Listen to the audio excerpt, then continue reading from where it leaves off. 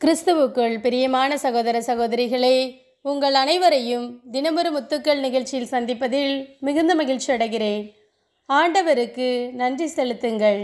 திருப்பாடல்கள் 136 அதிகாரம் 1 ஆண்டவருக்கு நன்றி செலுத்துங்கள், ஏனெனில் அவர் நல்லவர், என்றும் உள்ளது அவரது பேரன்பு.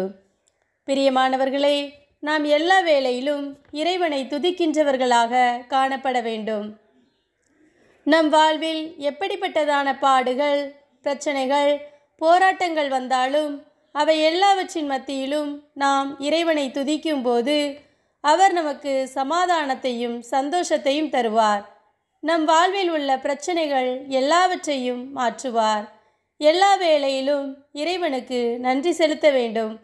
அவர் நம் வாழ்வில் ஏராளமான நன்மைகளை செய்து வருகிறார். ஒவ்வொரு நாளும் செய்கிறார். நம் பாவங்களுக்காகவும் நோய்களுக்காகவும் சிலுவையில் தன்னையே பலியாக ஒப்பு கொடுத்தார்.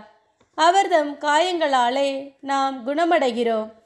அவருடைய இரத்தத்தாலே நமக்கு விடுதலை. யார் நமக்காக, நம்முடைய பாவங்களுக்காக சிலுவையில் பலியாக முடியும்? இயேசு ஒருவரே. அவரே நம் பரிகாரி.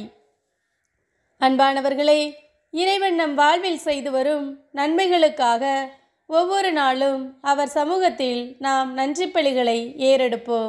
ஏனெனில் அவர் நல்லவர், என்றென்றும் உள்ளது அவரது பேரன்பு.